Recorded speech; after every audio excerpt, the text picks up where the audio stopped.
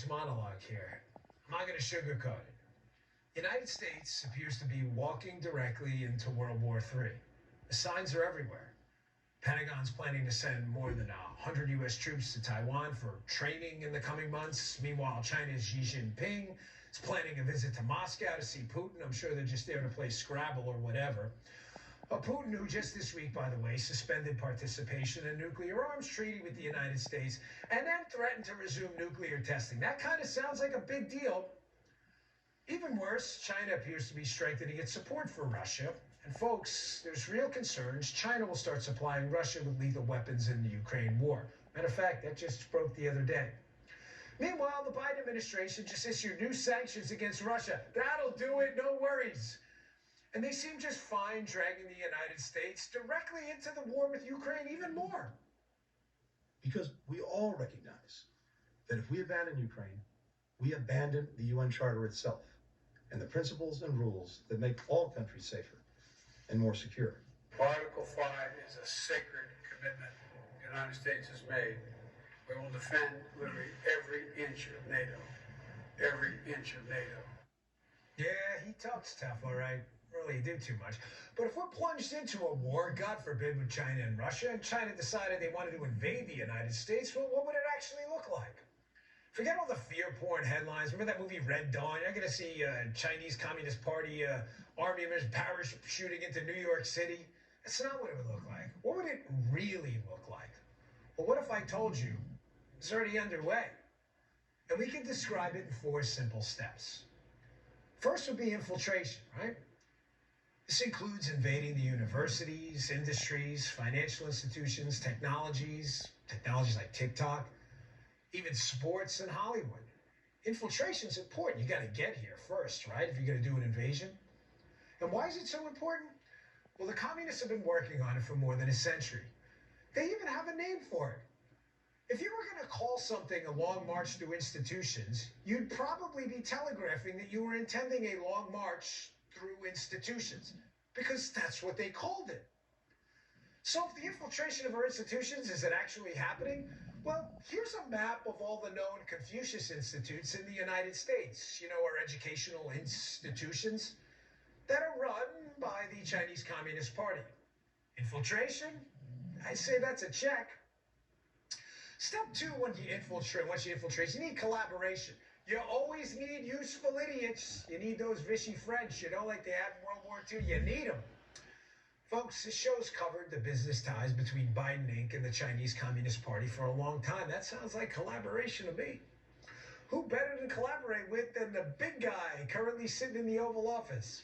The big guy. Most of you got that.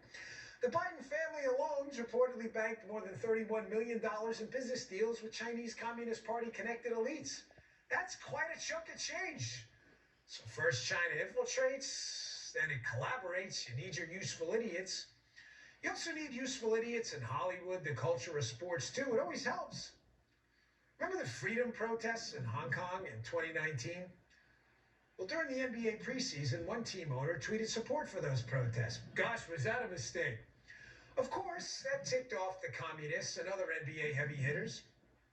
And when asked about it, the collaborators, who are typically outspoken NBA stars about just about everything else, they were suspiciously circumspect on the matter. It's a really bizarre international story, and a lot of us don't know what to make of it. So it's something I'm reading about, just like everybody is, but I'm not going to comment further. So many people could have been harmed, not only financially, but physically, emotionally, spiritually. So just be careful what we tweet, what we say, and what we do. Even though, yes, we do have freedom of speech, but there can be a lot of negative that comes with that too. Yeah, those two had a lot to say, just about everything else. You ask about anything from bubblegum to BLM, they've got a comment, but not on China and freedom and stuff. It's above their pay grade or whatever. So why all the hush-hush, Well, just this week, the NBA inked a new business partnership with Communist China. Again, here's my shock face. And if it looks like my normal face, it's because it is. So infiltration, check. Collaboration with useful idiots, check. Sounds like the invasion plan We're 2 steps there already. Well, you got infiltration, collaboration. In order to invade, you also need destruction. Listen, I want to be clear. When I say destruction, I don't mean annihilation. Annihilating the country wouldn't do much good. Why would you want to invade a parking lot? I mean destruction of our society as we know it by creating chaos. What good would a Chinese Communist Party takeover of the United States be if all the resources they wanted here were destroyed? Even Politico has reported on China buying up American farmland at an alarming rate. Hard to call it a conspiracy theory, right? I mean, the left loves Politico. What do you think they're buying up the farmland for? You think they're buying the farmland to go play tiddlywinks in the cornfields? What do you think this is, Children of the Corn? Malachi gonna pop out? And Joe Biden, by the way, let a Chinese spy balloon travel across basically the entire United States over strategic military locations. And here's another not-so-fun fact. China's been sending spy balloons to other military locations around the world. Why do you think they're doing that? Crazy. It's almost like they're preparing for something if you're not an imbecile. You know what else fits at the bottom of a spy balloon? This is really bananas. Yeah, a nuclear device. That can set off an electromagnetic pulse, otherwise known as an EMP. And you know what that can do? That can do really bad things. Like it could wipe out our entire electrical grid. You know, that would be bad. Like your fridge wouldn't work. You wouldn't be able to grab a cold Heineken out of the fridge, or anything else for that matter. China's even reportedly opened up police stations in the U.S. Really? Gosh, collaborators, it's like they're already planning for the takeover. And in Canada. They say they're here to monitor Chinese citizens, but I'm sure there's nothing to see here at all. Don't you worry about it. Just let Joe Biden take charge. He'll find the red carpet eventually. So we have infiltration. Check there.